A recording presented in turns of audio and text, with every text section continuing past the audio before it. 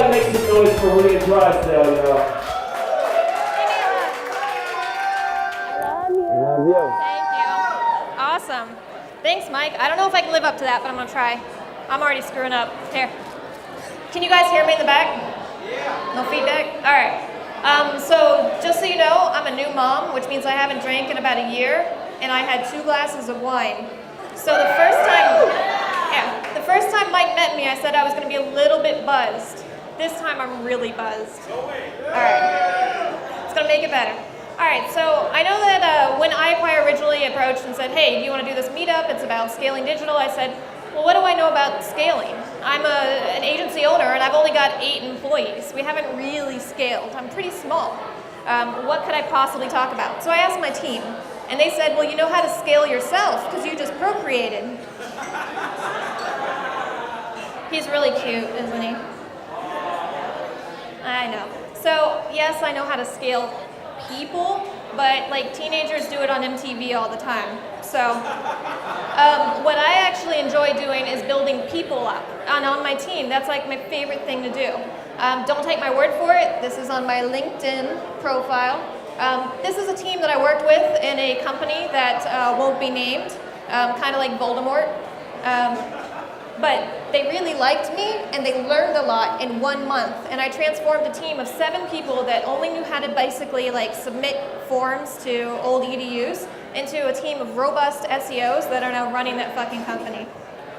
So let's talk about how you actually scale digital marketers. First, how did all of us get here? I was really curious about this. Like, how did we get here? How do we learn what we're doing? Most of us didn't go to college for this. Did anyone in here go to college for this? Nobody. Wait, who? Someone in there. 1 person. We got 1 person. Okay. Did anyone have a badass mentor? We got a couple mentors. What's funny is I think I see some people who have their mentors in here. And we didn't inherit it from the family business, right? So I decided to put out an impromptu survey yesterday, and it got really popular thanks to awesome people retweeting it. Thank you. Go and take it if you haven't yet. Just check out my profile at Rhea. We've got over 285 responses, and what I'm finding is that you've got a lot of folks that went to school, they got varying degrees, but there's no minimum level of education when it comes to our field. And then when you start to look at whether anyone's even had any exposure to digital marketing at all, usually it's a no. 91% of us have had absolutely no formal training in what we do professionally. That's a little crazy, right? So when you start to look at the actual degrees, okay, communications and marketing, that's on top, that makes sense. And then business, and then you look at CIS, and you get in humanities. The other bracket breaks into this. I love the people that are in like criminal justice and library and information science. That means they're probably all over DMOS. We can get good links there. But really, until recently, there's been no formal degree. Some people are now going to school for Full Sail. You can get different degrees in e-business, but that's really just looking at how do you scale a startup. It's not necessarily how do you do digital marketing. There's e-commerce programs, but it's not really what we do. So why is it that there's so few programs that are actually dedicated to this? How many of you in history class never actually got to like World War II or the Vietnam War, right? Like you're sitting there going, we're never gonna learn about what's happening that's actually like matters in my fucking life. So that kind of sucked. We're in the same field. There's so much happening every day that you can't actually teach what we do. Traditional academia cannot keep up with technology and how quickly it's changing. SEO didn't even exist until 1997. Google wasn't founded until a year later in 1998. How old are our textbooks? Most classes are underfunded, teachers are underpaid. They don't have materials that even go up to 1998. They're from like 1982, right? Like we see those horrible sweaters and like acid wash jeans and we go, oh, okay, you don't have the budget for new materials. So the internet literally moves at the speed of light. We cannot keep up. How many of you know this? The Bruce Clay search engine relationship chart. This was my first experience when it came to SEO. I was working for a company called SecureRes, hat tip, Vizergy. Where's my Vizergy guy? Will. So the search engine relationship chart basically talks about all the different search engines that exist. and then there's what actually exists today. We're down to 2. Even though we have less search engines, you'd think it'd be simpler, but search is getting much more complex. So here's a cool chart from Search Metrics. And I know we have Conductor here. You guys probably have equally cool studies. But Search Metrics put out something that basically tracks all the different algorithm updates from the last few years. And you can see that there used to be a couple. I mean, I went from the day when we had the Florida update, and everyone knew where you were the day that Florida hit. Now there are so many different algorithm updates happening. This is just 2012. In 2013, there's double the number. We cannot keep track of this. Maybe you can keep track of it on a client side or with an individual website or just one area, but you cannot track all areas of search. This is what Google does to try to explain the search engine results page. They basically talk about all the different areas of search. That's a lot. It used to just be a search page with web results, right? Well, now we've got freshness, and we've got QDF, and we've got universal search. And what's funny is Google can't even keep up. So now they have in-depth articles, and that's not even on the page. So search is more complex, and it's kind of starting to feel like the weather. So now we have Mozcast. Weather is hard to predict, but we're trying really hard to predict search. I think I'm too close to this. So as of the last month, what have we got? We've got not provided, all of a sudden just exploding. We have press releases that are no longer kosher. What else? Advertorials, guest posting. You can't guest post anymore. And everyone's just freaking the fuck out because what do we do and how can we do it? I want an approved list of tactics from Google that says, actually you can do this, this, and this. You can get like a link from your mom's site and social profile, and that's about it. They're really limiting what we're able to do. So how the hell can we possibly train? And if I'm an educator, I can't train a team or my students on this because I don't want to be held liable for it. So we can't truly rely on traditional education, which means that we have to rely on us. It's really hard, but we're better positioned than ever before because we have the internet, smartphones. Apparently I left mine somewhere in here and someone found it for me earlier. Thank you. The cloud. We have all kinds of software available to us, which gives us self-directed learning. Has anyone seen uncollege.org? You can go and take a gap year, and it's 1 year off where you say, I'm not going to go to college, I'm just going to go hang out, and I'm going to discover something about like marine biology, but I'm going to set it up so that I teach myself, and I have a certain number of mentors. Well, that's really cool. There's a great quote, my husband has this on our fridge, if you want to get laid, go to college, and if you want an education, go to the library. What's funny is I met my husband at college. He was a professor. He wasn't my professor. Okay. But most of us aren't going to thrive in that setting. Maybe a couple of us will. Because what we really need is a teacher, and that's my mom. I know. I really undervalue her. She's fucking amazing. So as we start a new school year, Mr. Smith, I just want you to know that I'm an abstract, sequential learner and trust that you'll conduct yourself accordingly. All of us are different. I know that you're not going to be able to teach Mike King like you're going to be able to teach me because I'm an extrovert and I need to be visual. And Mike, you're an introvert, maybe a little bit, and you want to probably teach yourself. And you probably know better than the teacher. Right. But I'm going to trust that teacher, which means you have to have different educational styles for each of us. And what teachers know that none of us as business owners or managers know is that everyone learns differently. And we not just learn differently, but we learn differently from everyone else. There's no one method that you can totally rely on, and you can't address all of those styles. Now you can basically take that, switch out student for the word employee. It's the same thing. And if you're not educating your team, you're failing them. You are failing your team and they will leave you. And I'm serious about this because I have lost team members because I didn't do this. And I'd like to think that I'm getting better every time I lose someone, but it's hard. And every time you lose someone, it accounts for a serious amount of investment. Corporate education is vital for employee retention and it's vital for business growth. You can't scale a company unless you have people. Why do you think Google tries so hard to make you bring your laundry and your dog and everything else to their company? Because they want to give you all these perks for free so you stay there and you keep working for them, right? Everyone goes, wow, Google's awesome. No, Google's trying to keep your ass there so you work. So Gen Y expects continual learning. How many of you are Gen Y? We got a couple babies out there. So Gen Y expects promotion, but promotion doesn't mean education. And over 40% of Gen Y believes that they should be promoted in 2 years, regardless of whether their performance demands it. And I see a couple smirks. That's bullshit, right? Like, you have to work to get promoted. But our job as a business owner is to ensure that you're learning enough to get that promotion. And my argument is, if you're not learning, you shouldn't be in the company. If you don't want to give your all and keep learning and I'm not going to support you, you shouldn't be there. So how do we actually train everyone? It totally depends on your business model. Now, my model is that I'm a boutique agency and everyone in the company is going to be amazing. They're going to know SEO, link development, client management, reporting, analytics. Everything that I know, I want them to know. Well, with that comes a risk because they might leave me. Well, you know what? When my team leaves me, they start companies.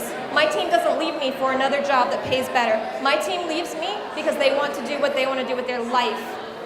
That kind of sucks, but at the same time, it makes me feel good.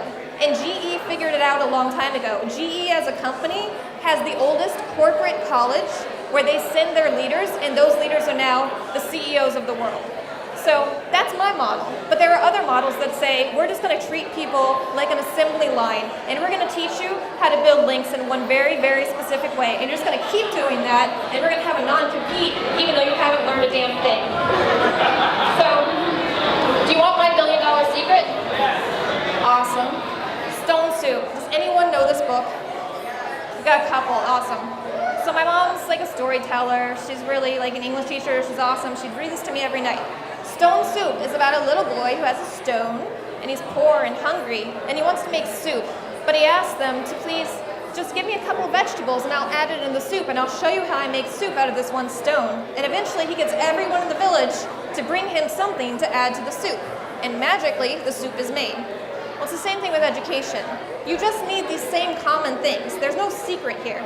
You need a student, which is your employees. You need a teacher, which is every single one of you. You need parallel goals. And what I mean by this is that as my employee, I'm going to work with you to teach you something, but you better make sure that your education fits into my goals as a business owner. And if it doesn't, we're not the right fit. You need a curriculum.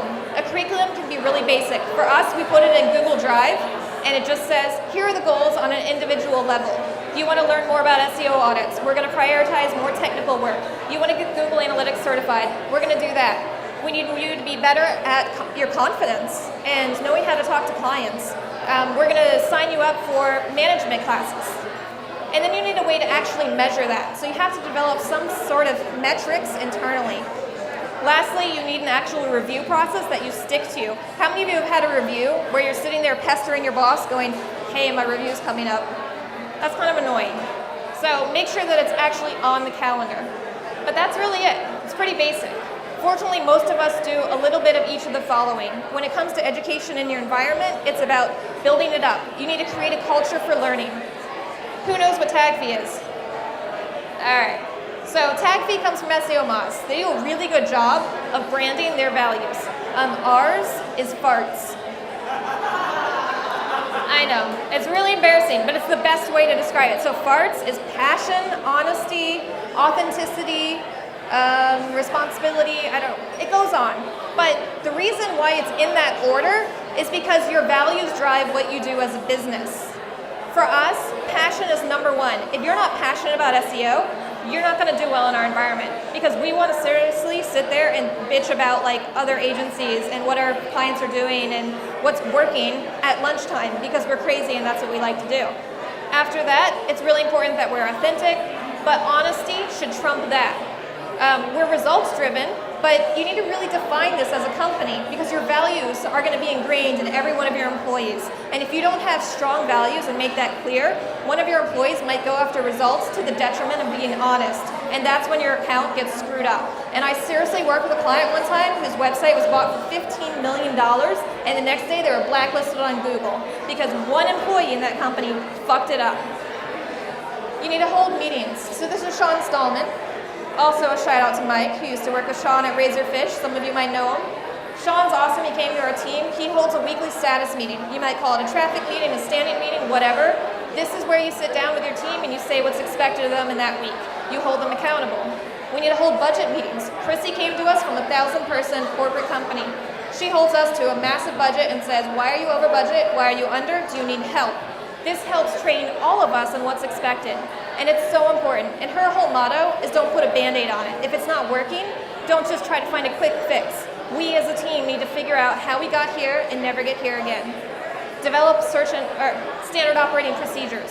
So SOPs are something that you usually find in government or the military, but it's really important for your organization. If you got hit by a bus tomorrow and someone needed to walk into that office and open the door, could they disable the alarm? Would they know who to contact? Would they know how to set up an email account? These basic things are what keeps your business alive. And you need to make sure that there's a binder that holds the most easy, replicable tasks.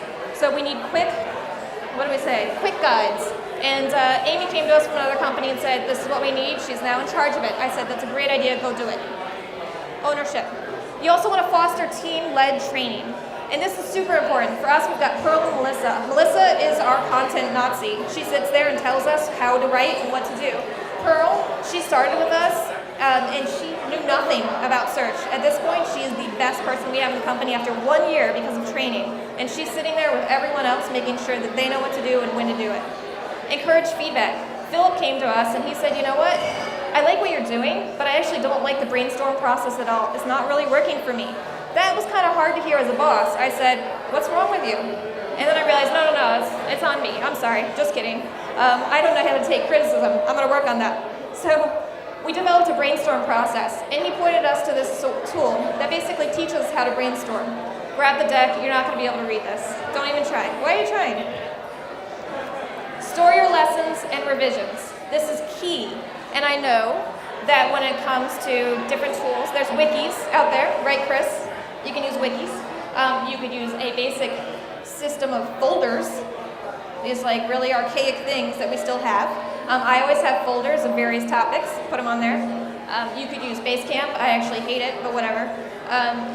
Google Drive, and then QuickBase, which is more about like actual lessons, but it's a good corporate solution. And then hold after action reviews. This is very, very military. I always talk about this in my presentations because it's so important. When you get done with something, you need to circle back as a team and not say what one person did wrong or right, but say, how do we learn as an organization moving forward? Did we notice that there were any holes in education for the team? And if so, immediately schedule that and fix that problem.